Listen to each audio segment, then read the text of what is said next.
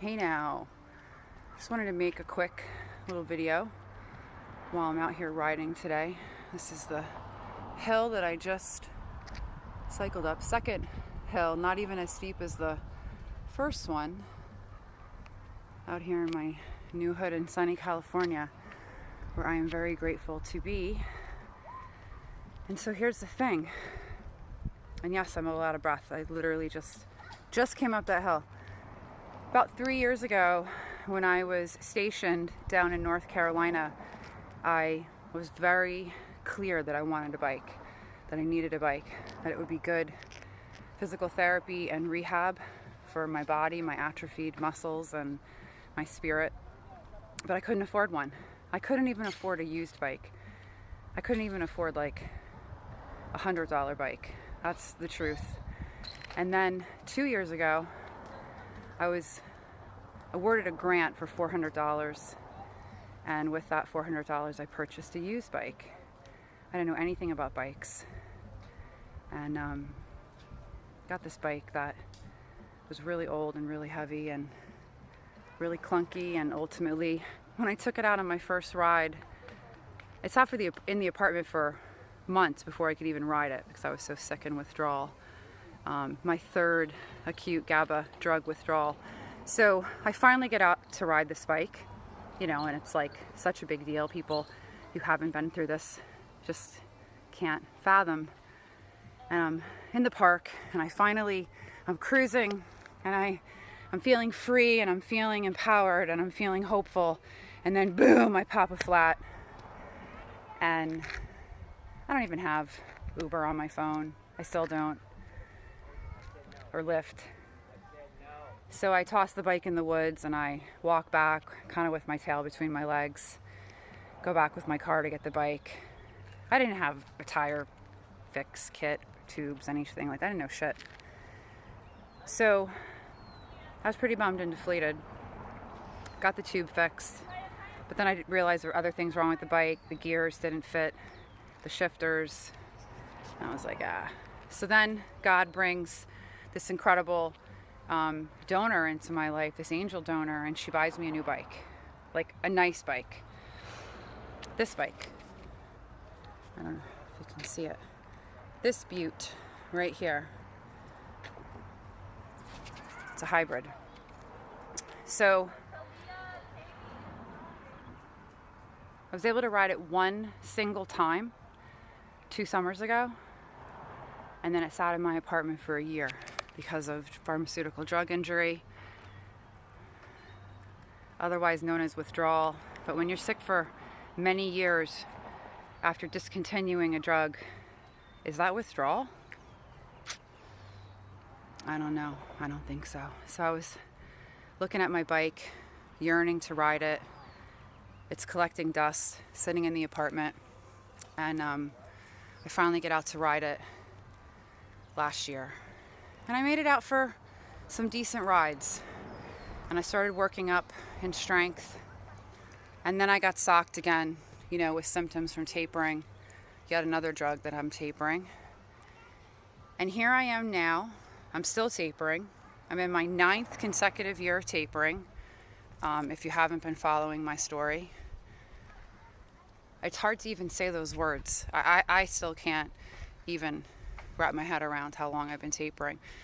But I'm healing. Healing happens. I 100% believe with every shred of my being that safe, controlled drug tapering works.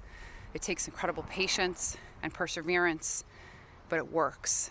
And so here I am today. I'm on 1.24 milligrams of amitriptyline.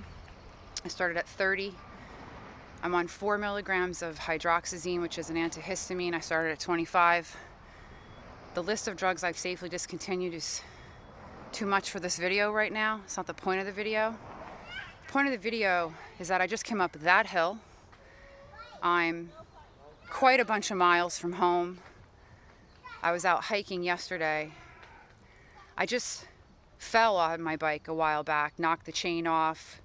I fell good though, and I didn't get scraped up or anything, but it looked pretty bad. Some people came running. Almost got hit by a car before. And when I was shopping for this bike, I was so nervous. I was so brain injured. And I wanted a safe bike. It's what I kept telling everybody in the bike store. I'm like, I have a brain injury. I'm healing a massive brain injury. Like, I need a safe bike. And I was riding in an urban area. It was terrifying. Truly took a lot of courage for me to ride through Washington, D.C., with a brain injury.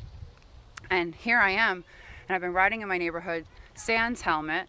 I just put this helmet on today because I was going to be on some main roads, but most days I go out and I just wear my cap, and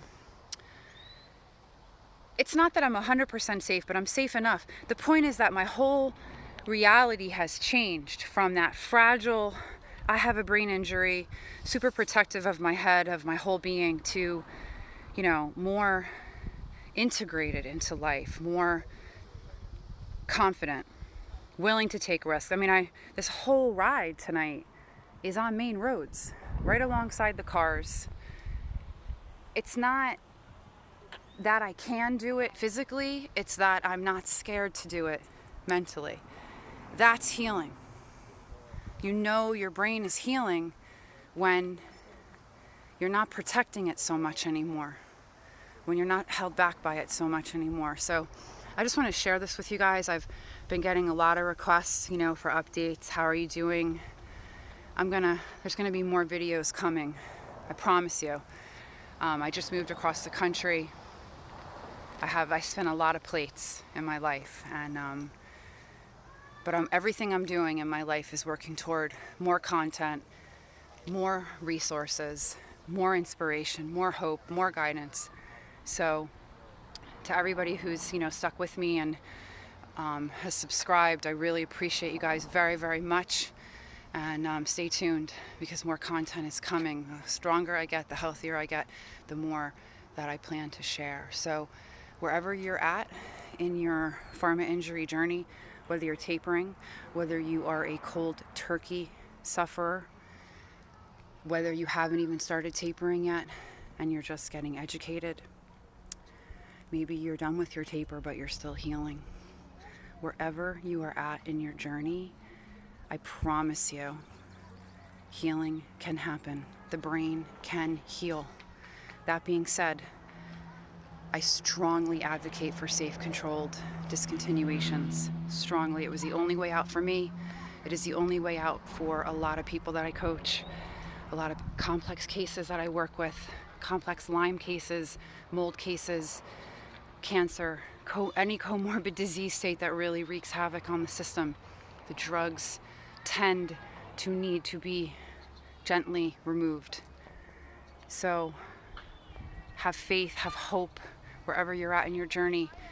In my 9th year, that is my testimony. When I'm done with my taper, thyroid medication included, I will have tapered a decade, at least a decade of my one life, right in my prime, 30s and 40s. But that's okay. What other choice do we have? So stay strong, stay focused, stay inspired, and I will report from the top of more hills. Love you guys.